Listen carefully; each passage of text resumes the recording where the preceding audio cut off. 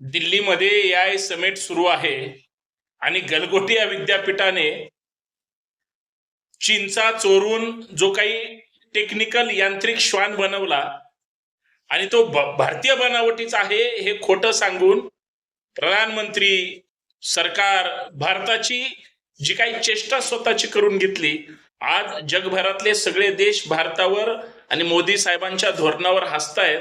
याच्यातून एक गोष्ट त्या ठिकाणी लक्षात येते, दुसऱ्याचं कितीही भारी असलं आणि आपण जर ते कॉपी केलं तर आपण तोंड घशी 100% पडतोच, पण आपली जी काही आबरू जाते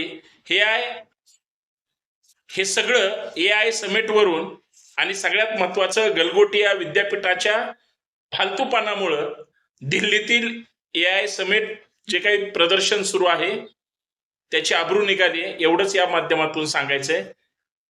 नेहमी दुसऱ्याचं कॉपी करण्यापेक्षा स्वतःचं काहीतरी चांगलं दाखवलं पाहिजे. आपल्याकडे सुद्धा प्रचंड टॅलेंट आहे, पण दुसऱ्याचं चोरण्यामध्ये किंवा फक्त जुमलेबाजीमध्ये देशाला येड्यात काढण्यामध्ये आज आपण तोंड घशी पडलो. हे मी नाही म्हणत, गलगोटिया विद्यापीठानं ते सिद्ध केलंय. खरंय की खोटंय? धन्य.